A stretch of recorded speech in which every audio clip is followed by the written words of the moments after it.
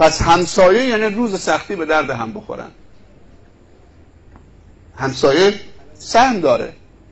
پس این فکر نکنید چون که شما مهاجرید فقط آمدید اینجا باید برای امرار معاش زندگی مادیتون و فرزندانتون فقط تلاش بکنید.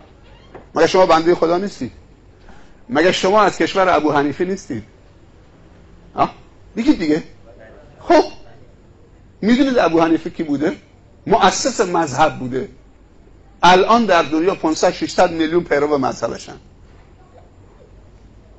شخصیتی بوده که در زمان خودش فرید بوده. افغانستان فکر نکنید همش باید کارگر بشن. جنایت هایی در حق شما شده که این همه فقر و بیسوادی اونجا، یعنی شما جایی از نظر جغرافیایی قرار گرفتید که هر استعمارگری باید پا رو سر شما بگذاره بره به منافعش برسه.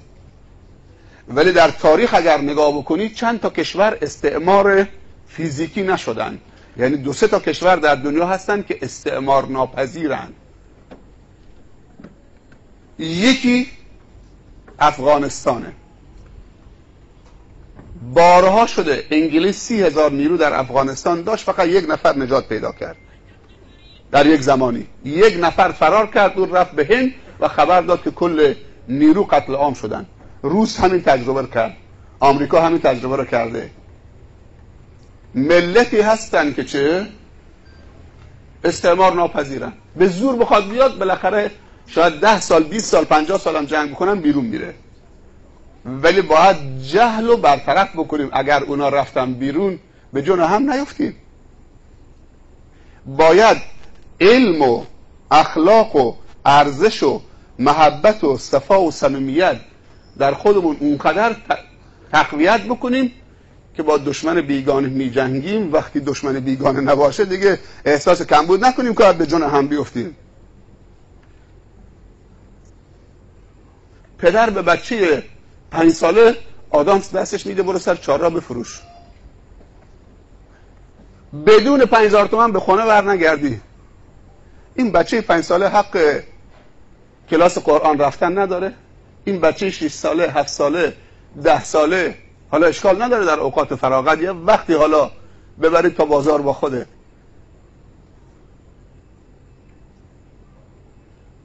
یه ساعتی نباید بره مسجد کلاس؟ نباید رو مسائل دینداریش، نباید رو مسائل اعتقادیش.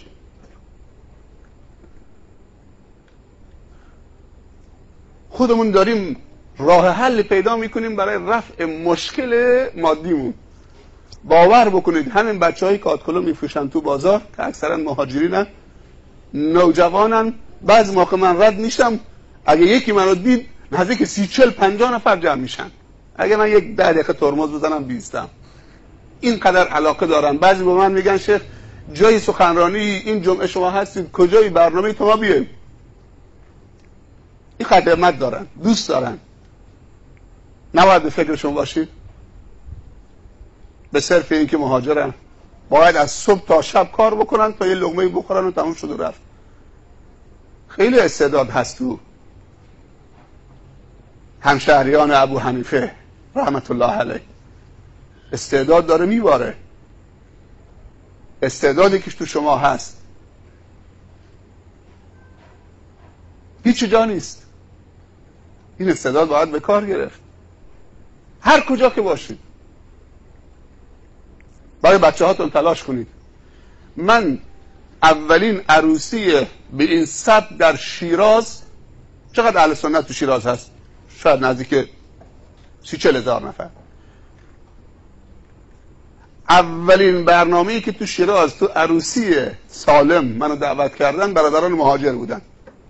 3 تا داماد از اونجا آمدن، به تلفنم اکتفا نکردن، از اونجا آمدن بندر ملاقات کردیم، وقت گرفتن رفتن. گفتن 3 تا داماد هستن، 3 تا جوان مهاجر، میخوام شما رو دعوت بکنیم تو شیراز. میای؟ چرا نمیام؟ با عبدالستار و سعدی ماشین برداشتیم حرکت کردیم. صبح شب رسیدیم اونجا، مراسم برگزار شد. خیلی هم با کلاس توی هتلی، سالن هتل گرفته بودن. من گفتم خیلی از اهل سنت شیراز هم بودم، بهشون گفتم برادران مهاجرمون پیش قدم شدن، پیش قدم شدن، رفتن سالن توی یک هتل گرفتن، خیلی با کلاس، خواستن توانستنه. صبح هم نماز خوندیم، صبحانه خوردیم، تا نزدیکای عصر آمدیم بندر. خواستن توانستنه. ما بخواهیم، باید به فکر همدیگه باشیم. حالا شما دربدری و مهاجری یک طرف، بعد از این همه سال با بیسوادی هم بر بگردید، نمیشه که بچه هاتون تو جامعه محو بشن، دین و تقواشون از دست بدن. گر خواهی نشوی رسوا همرنگ جماعت باش. پیامبر صلی الله علیه و سلم میفرمایند لا تکونوا امعه. امعه